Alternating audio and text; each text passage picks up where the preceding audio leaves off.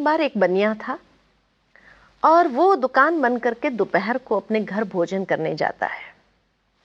तो स्वाभाविक रीति से उसने देखा कि बाहर एक महात्मा जी भिक्षा के लिए खड़े थे। उसने महात्मा जी से कहा कि महात्मा जी, भोजन का समय है, आप आ जाइए, साथ में मिलकर के भोजन करते हैं। भोजन के बाद महात्मा जी ने स्वाभाविक रीति से बनिए से पूछा कि सारे दिन में भगवान को कितना याद करते हो? बनिए ने कहा, टाइम कहाँ मिलता है, सारा दिन तो दुकान पर बिजी रहते हैं, फिर समय कहाँ भगवान को याद करने का। महात्मा जी मुस्कुराए और कहा, अच्छा, समय नहीं मिलता है, कहाँ, बहुत व्यस्त रहता हूँ, समय नहीं मिलता है। तो महात्मा जी ने पूछा, एक बात बताइए कि तुम भोजन कितनी बार करते हो?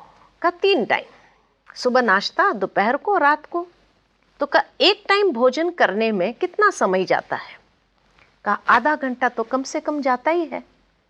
तो महात्मा जी ने विधि बताई, ऐसा करे कि एक दिन अगर एक टाइम भोजन न करे, चल सकता है, आधा घंटा बच जाएगा, और उस आधा घंटे में तुम ईश्वर को याद करो। कलयुग के अंदर अगर हफ्ते में एक दिन भी आधा घंटा ईश्वर को याद किया तो पुण्य तो जमा होगा। बनिया ने सोचकर कहा, इतना तो जरूर मैं कर सकता हूं कि एक दिन एक टाइम भोजन नहीं करूंगा, आधा घंटा ईश्वर को याद करूंगा। महात्मा जी ने कहा, अगर हो सकता है, 2 टाइम भोजन के बिना चल सकता है, तो 1 घंटा मिल जाएगा।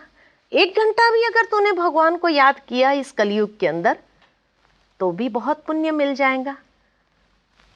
तो बनिए ने कहा, यह भी मैं कर सकता हूं कि एक दिन अगर 2 टाइम भोजन छोड़ करके रात को ही सीधा भोजन कर लूं, ये तो चल सकता है। और फिर महात्मा जी ने कहा कि अगर ऐसा हफ्ते में अगर 2 बार कर सकते हो तो और भी अच्छा होगा। तो कहा, यह भी हो सकता है। और वहां से उपवास शुरू हुए जी। उपवास का मतलब ही है, उपवास, ये शब्द को अगर अलग करें, उप प्लस वास जी। उप के 2 अर्थ होते हैं। उप माना ऊपर, हाँ जी। उप माना नजदीक। जी। ऊपर निवास करने वाले परमात्मा के नजदीक हमारी बुद्धि का वास रहे, क्या बात, ये है उपवास। जी। और वहां से उपवास शुरू हुए। जी।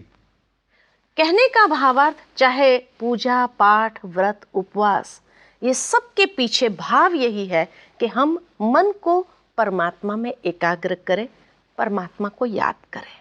जी।